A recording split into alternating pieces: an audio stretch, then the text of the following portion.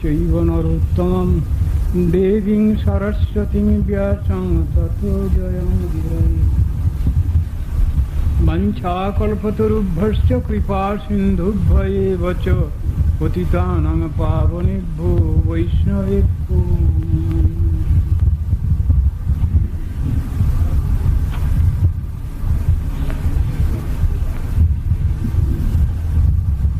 ভাগবতম জগদ্গুরু নিত্যলীলা প্রবিষ্টং বিষ্ণুপাদ শ্রী শ্রীমদ ভক্তি প্রজ্ঞান কেশব গোস্বামী মহারাজের ষষ্ঠ বিংশপূর্তি বিরহ তিথি বা তিরোভাব মহোৎসব।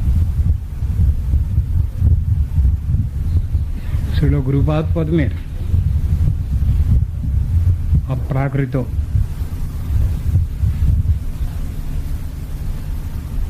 শিক্ষা ও জীবনী আলোচনা প্রতিবারই হয়। প্রতি বৎসরই তাঁর আবির্ভাব তিথি এবং তিরোভাব তিথি দুই আমাদের কাছে উপস্থিত হন। গুরু বৈষ্ণবগণের আবির্ভাব তিরোভাব তিথি আমাদের আত্মকল্যাণজনক অবস্থার সৃষ্টি করে। তাঁদের অপ্রাকৃত পূত জীবনী ও শিক্ষা আমাদিগকে সাধন ভজনের অতি উন্নততর স্থানে প্রতিষ্ঠিত করে। প্রতিদিনই হরিগুরু বৈষ্ণব সংসন হওয়া প্রয়োজন। গুরু বৈষ্ণবগণের মহিমা মাহাত্ম্য কীর্তন করলে আমাদের পারমার্থিক কল্যাণ লাভ হয়। হরিগুরু বৈষ্ণব তিনের স্মরণে হয় বিঘ্ন বিনাশন সর্ববাঞ্ছিত পূরণ। সুতরাং সাধন ভজনে প্রয়াসী ব্যক্তিগণের নিত্য প্রাত্যহিক কৃত্য হিসেবে এগুলো মেনে নিতে হয়। চাতুর্মাস্য ব্রত আরম্ভ হয়েছে, এটি হলো চতুর্থ মাস। 3টে মাস আমাদের কেটে গেছে। শ্রাবণ, ভাদ্র, আশ্বিন, কার্তিক মাসে কার্তিক ব্রত পড়ছে। কার্তিক ব্রতের অপর নাম দামোদর ব্রত, ঊর্জ ব্রত বা নিয়ম সেবা। এই মাসে ভগবানের প্রতিবিধান করলে, ভগবানের নাম, রূপ, গুণ, লীলা কথা শ্রবণ কীর্তন স্মরণ করলে ভগবান বিশেষ খুশি হন। এই মাস দামোদর কৃষ্ণের ভীষণ প্রিয় মাস এবং শ্রীজি রাধা দেবীরও বিশেষ প্রিয় মাস। শাস্ত্রে চাতুর্মাস্য ব্রতের মধ্যে ঊর্জাদর একটা কথা লেখা আছে। 64 প্রকার ভক্তঙ্গ যাজনের কথা শাস্ত্রে উল্লিখিত হয়েছে। ভগবানকে 64 রকমে ভালোবাসা যায়, যার নাম ভক্তঙ্গ। তার মধ্যে একটা আছে ঊর্জাদর।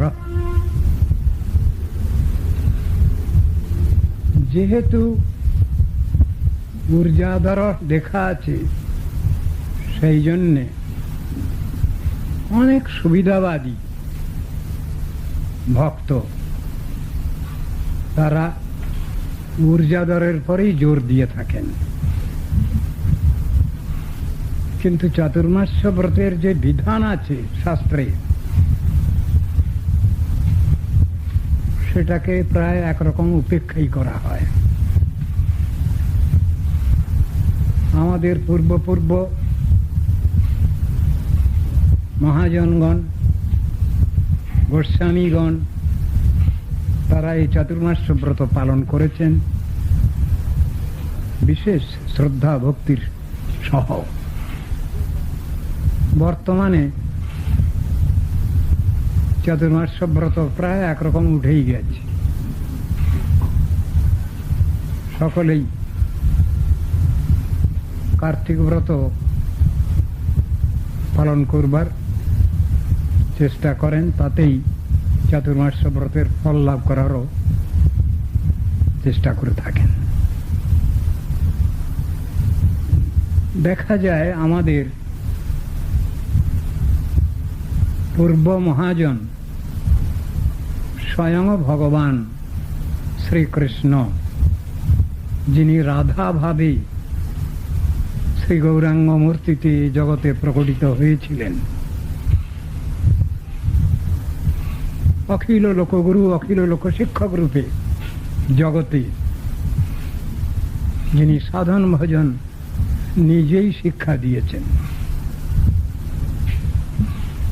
স্বয়ং ভগবান নিজে হাতে শিক্ষা না দিলে আমরা শিক্ষাটা ঠিক মানতে পারি না। কাল প্রসঙ্গক্রমে আলোচনা করেছিলাম আমরা গীতার বাক্য। কৃষ্ণ অর্জুনকে বলছেন, উৎসৃদেয়ুরিমে লোকা ন কুর্যা কর্ম চেদহম। অর্জুন, আমি নিজে স্বয়ং মালিক হয়েও কষ্টকর পরিশ্রম কেন করছি জানো? যদি আমি এই কষ্টকর পরিশ্রম না করি তাহলে লোকে কেউ কিছু করবে না।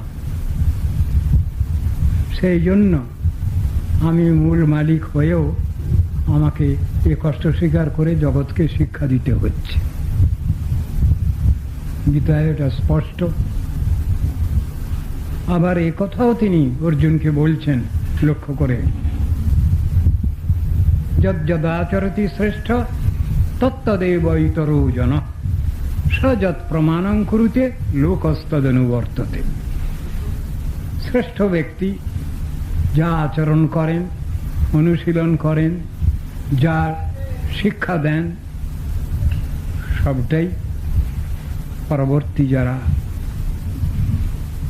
সাধক আছেন তারা সেটাকে মেনে নেন, সেইটারই অনুবর্তন করেন। সেই জন্য আমাকে এ কষ্টকর পরিশ্রম করতে হচ্ছে। চৈতন্য মহাপ্রভু তিনি তো অভিন্ন ব্রজেন্দ্র নন্দন। রাধা ভাবদ্যুতি সুবলিতং নৌমি কৃষ্ণস্বরূপম, সেই মূর্তিতে তিনি এসেছেন। তার আগমন বার্তা শাস্ত্রে বিভিন্ন জায়গায় সুন্দরভাবে বুঝানো আছে, তার স্বরূপ ব্যাখ্যা করা আছে। নরহরি সরকার ঠাকুর তিনি একটা শ্লোক রচনা করে তার আবির্ভাবের কথা ঘোষণা করেছেন। কৃষ্ণ দেব কলিযুগ ভবং লোকমালক্য সর্বং পাপাসক্তান কৃপা সিন্ধুশ্চৈতন্য মূর্তি তস্মিন যে সংনভূতি সদা কৃষ্ণ বুদ্ধির নরানাম ধিক্তান ধিক্তান ধিগিটি ধিগিটি ব্যবহৃত কিং মৃদঙ্গ। মৃদঙ্গে যে খোলের বোল আছে সেই বোলের মধ্যে এই কথাটা বলা হচ্ছে কি, তার জীবনে ধিক, তার জীবনে ধিক, ধিক্তান ধিক্তান। এই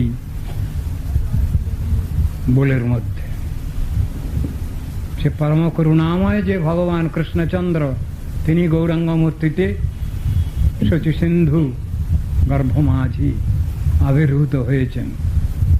কলিজীবের অশেষ দুর্দশা দেখে পাপাসক্তান কৃষ্ণ চৈতন্য মূর্তি তিনি জন্মগ্রহণ করছেন তাদের কল্যাণের জন্য। এখানে যে ভগবান, তাতে যদি কারো ভগবত বুদ্ধি না হয়, কৃষ্ণ বুদ্ধি না হয়, তাহলে সেই ব্যক্তি স্বচ্ছতর। তাকে যদি কেউ সাধারণ মনুষ্য বুদ্ধি করে তাহলে জগতের অকল্যাণ। কথাটা ব্যাখ্যা করেছেন। তা সেই জগৎগুরু লীলাভিনয়কারী ভগবান জগৎকে কিভাবে সাধন ভজন করতে হবে, কিভাবে ভগবানকে পেতে হবে, কেমন আকুলতা ব্যাকুলতা প্রয়োজন শিক্ষা দিয়েছেন। তিনি নিজে চাতুর্মাস্য ব্রত করেছেন।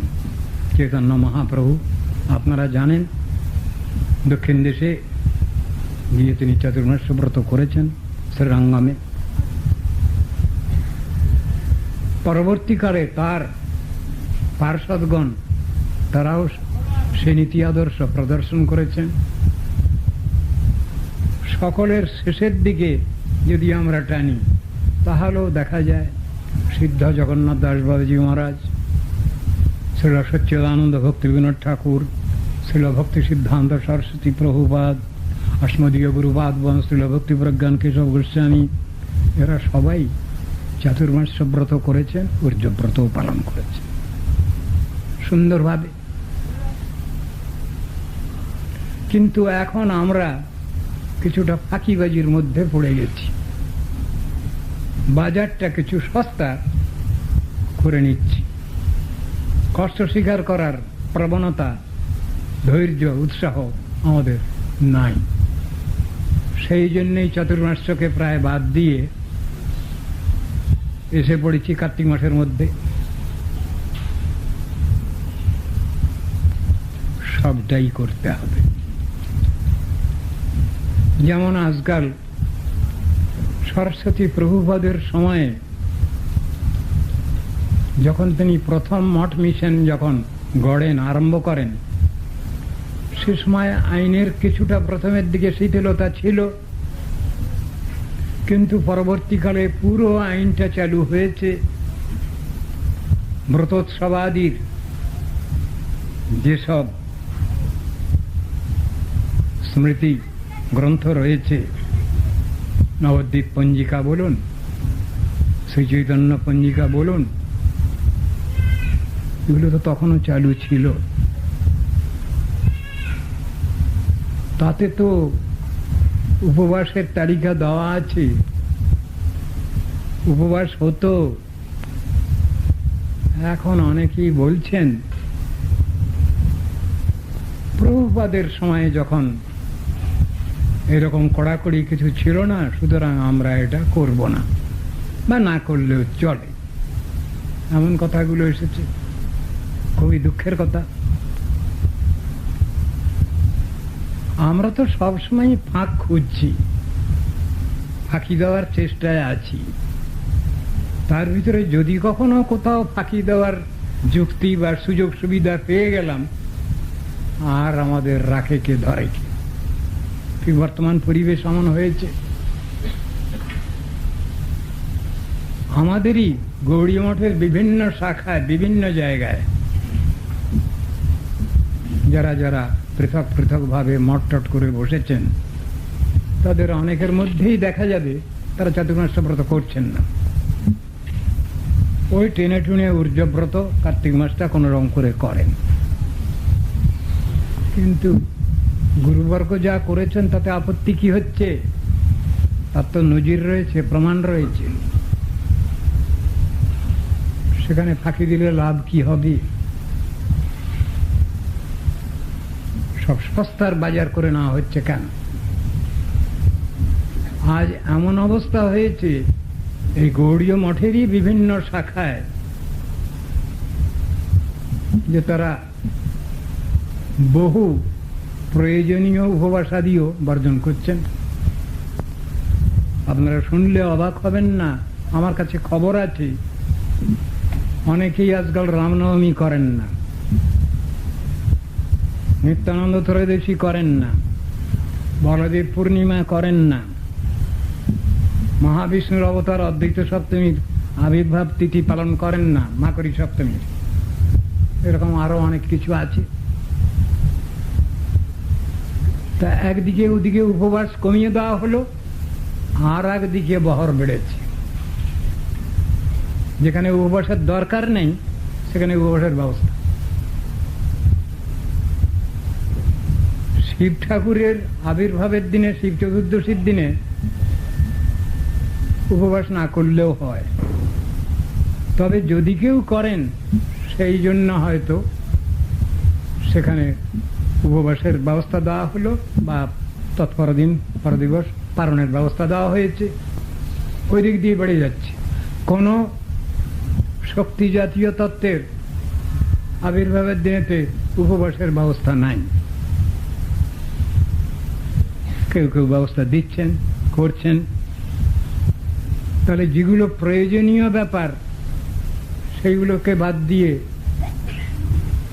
অল্প প্রয়োজনীয় না করলেও চলে, সেইগুলো করার অর্থ কি হচ্ছে? এগুলো বিশেষ লক্ষ্য করবার বিষয়।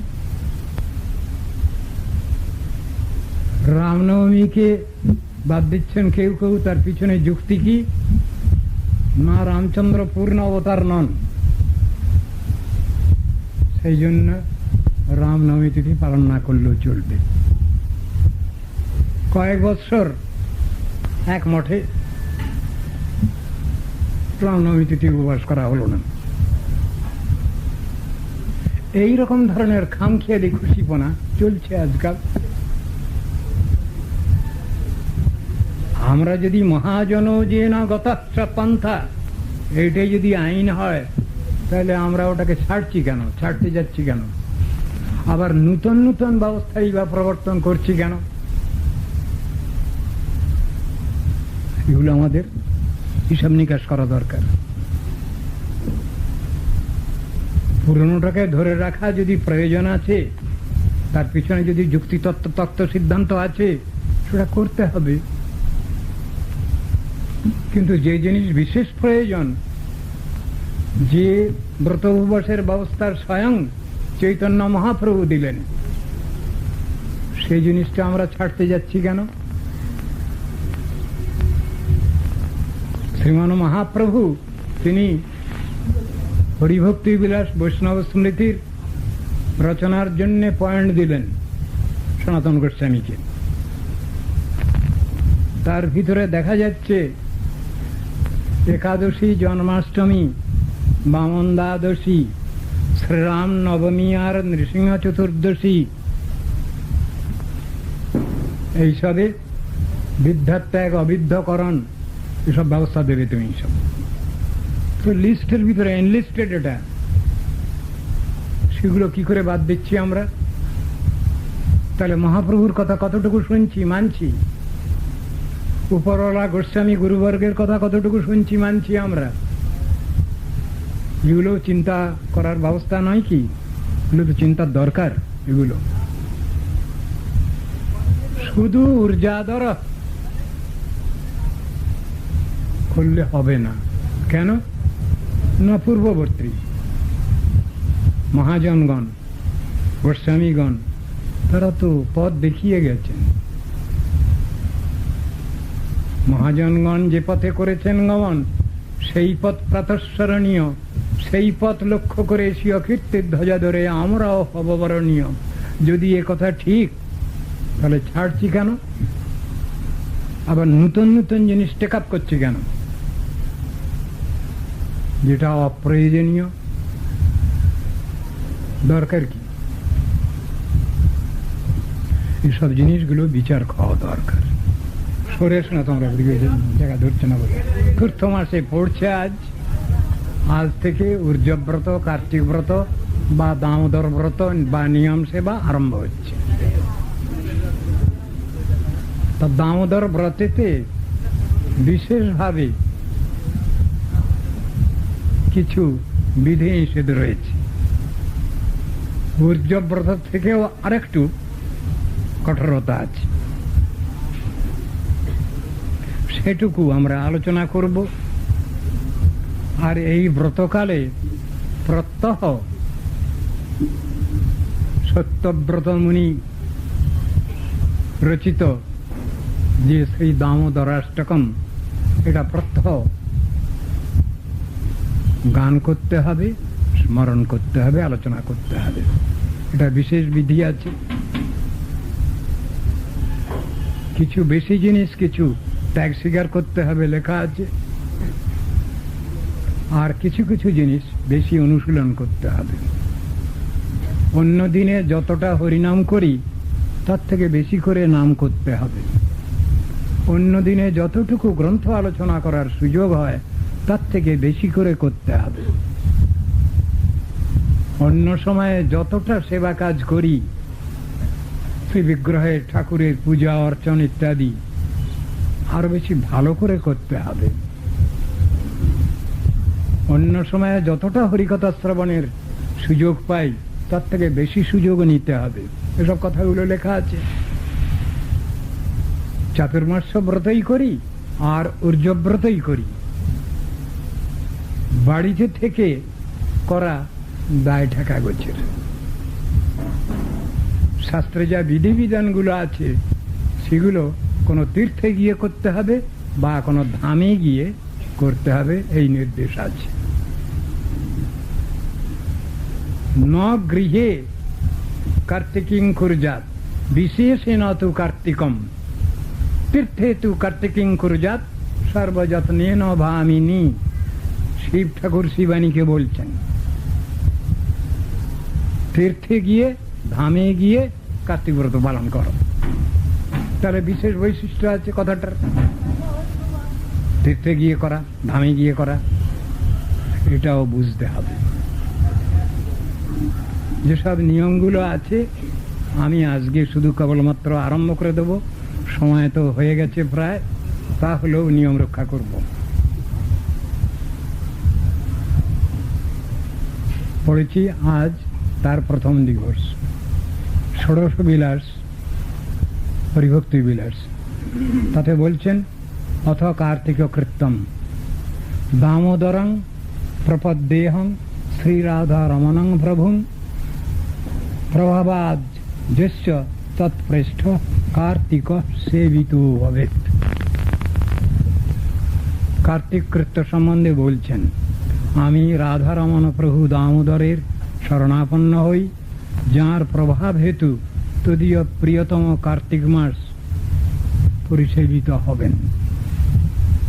স্কন্দ পুরাণ ও পদ্মপুরাণে কার্তিক কৃত্যাদি স্পষ্টরূপে প্রকাশ পাইয়াছে, তথাপি আমি একত্র সার সংগ্রহ করে এ স্থানে লিখিতেছি। বৈষ্ণব ব্যক্তি বিশেষ করে এই কার্তিক মাসে নিত্য দামোদরের অর্চন, প্রাতঃ স্নান, ব্রত প্রভৃতি কার্য সমুদায় অনুষ্ঠান করবেন। দিন বিশেষে যে ভগবত পূজনাদি করতে হবে অগ্রে লেখ্য বিশেষ বিধি দ্বারা তা বিবেচনা করবে। কার্তিক ব্রতের নিত্যতা স্কন্দ পুরাণে ব্রহ্ম নারদ সংবাদে বলছেন, হে ধার্মিক শ্রেষ্ঠ, যে ব্যক্তি দুষ্প্রাপ্য মনুষ্যত্বকে প্রাপ্ত হয়ে কার্তিকোক্ত ধর্ম আচরণ না করে সে ব্যক্তি পিতৃমাতৃ হত্যা নিমিত্ত পাপে পাতকী হয়। যে ব্যক্তি কোনো নিয়ম ধারণ না করে যদি দামোদর প্রিয় কার্তিক মাস ক্ষেপণ করে তাহলে সে সর্বধর্ম বহিষ্কৃত হয়ে তির্যক যোনি লাভ করে। হে মুনিশ্রেষ্ঠ, যে নর কার্তিক মাসে ব্রত না করে তাকে ব্রহ্মহা গোগ্ন স্বর্ণস্তেই সর্বদা মিথ্যাবাদী বলিয়াই জানিবে। হে মুনি শার্দুল, বিশেষ করে বিধবা যদি কার্তিক মাসে ব্রত না করে তবে সে নিশ্চয়ই নরকে পতিত হবে। গৃহস্থ মনুষ্য যদি কার্তিক মাসে ব্রত না করেন তাহা হইলে তাহার ইষ্টাপূর্ত সমস্ত কর্ম বিফল হবে এবং মহাৎ প্রলয় পর্যন্ত নরকে বাস করতে হবে। কার্তিক মাস উপস্থিত হলে যদি কোনো ব্রাহ্মণ ব্রতপরান্মুখ হন, তাহলে ইন্দ্রাদি দেবতা সকল তার প্রতি বিমুখ হবেন। এই বিপ্রেন্দ্র, যদি কোনো ব্যক্তি কার্তিক মাসে ব্রত না করে বহু বহু যজ্ঞ দ্বারা যাগ, শত শত শ্রাদ্ধাদি অনুষ্ঠান করেন, তথাপি তিনি স্বর্লোক প্রাপ্ত হন না। জ্যোতি, বিধবা, বিশেষত বর্ণাশ্রমী যদি কার্তিক মাসে বৈষ্ণবব্রত না করেন, তাহলে তারা নরকে পতিত হন। হে বিপ্রেন্দ্র, যদি কার্তিক মাসে বৈষ্ণবব্রত না করল, তবে তার বেদ পাঠ, পুরাণাদি শাস্ত্র পাঠে কি হবে? যে ব্যক্তি জন্মাবধি যথাবিধি যে পুণ্য উপার্জন করেছে, সে যদি কার্তিক মাসে কার্তিক ব্রত না করে, তাহলে তার সেই সকল পুণ্যই ভস্মীভূত হয়। যাহা দান করিয়াছে, যাহা জপ করিয়াছে, যে কিছু সমূহাত তপস্যা করিয়াছে, কার্তিক মাসে ব্রত না করলে তৎসমুদায়ী বিফলতা প্রাপ্ত হয়। হে নারদ, কার্তিক মাসে উত্তম বৈষ্ণবব্রত না করলে সপ্ত জন্মার্জিত পুণ্য নষ্ট হয়। হে মহামুনে, যারা কার্তিক মাসে পবিত্র বৈষ্ণব নামক এই ব্রত করেন নাই, এই সংসার মধ্যে সেই সকল মানুষকে পাপস্বরূপ বলে জানবে। পরপর আলোচনা করা যাবে রোজই কিছু কিছু। আজ এখানে এইটুকু থাক। দামোদরাষ্টক কোথায় গেল? শ্রী শ্রী দামোদরাষ্টকম। নমামীশ্বরং সচ্চিদানন্দ রূপং লসৎকুণ্ডলং গোকুলে ভ্রাজমানং যশোদা ভিয়োলুখ লাদ্ধাবমানং পরামৃষ্টমত্যং ততদ্রুত গোপ্যা। এর অন্যয় আছে, মূলানুবাদ আছে, টিকানুবাদ আছে, সবই আলোচনা করতে হবে রোজই।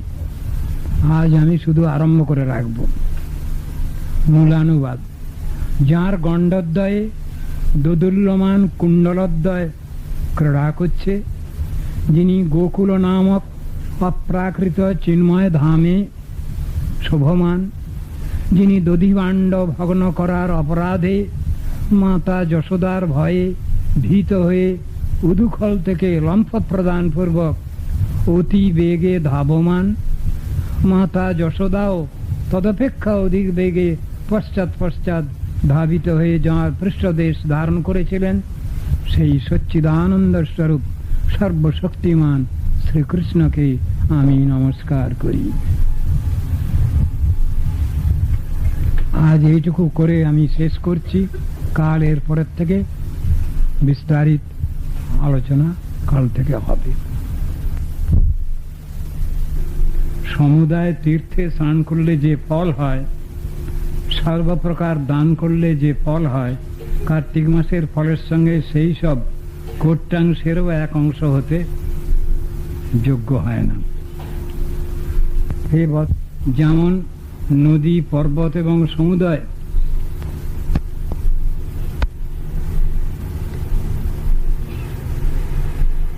সকলের ক্ষয় উৎপন্ন হয় না, তদ্রূপ কার্তিক মাসে যা কিছু পুণ্য করুক বা পাপী করুক, তার কখনো ক্ষয় হয় না।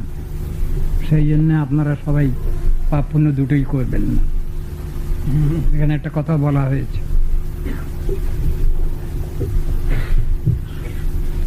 শাস্ত্রে এমন অনেক ধরনের কথা আছে যে কথাগুলো মানেটা একটু উল্টো পাল্টে। যে কথা দুই রকম ধরনের অর্থ বহন করে।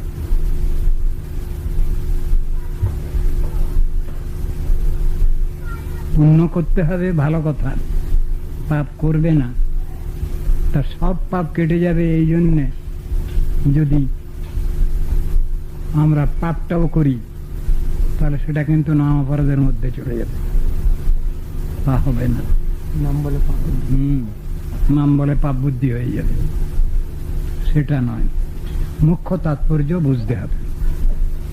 হে ব্রাহ্মণ, কার্তিকের সমান মাস নাই, সত্যযুগের সমান যুগ নাই, বেদের সদৃশ শাস্ত্র নাই, গঙ্গার সমান তীর্থ নাই, অতএব বৈষ্ণবগণের সম্বন্ধে কার্তিক মাস সর্বদা প্রিয় বলে যান।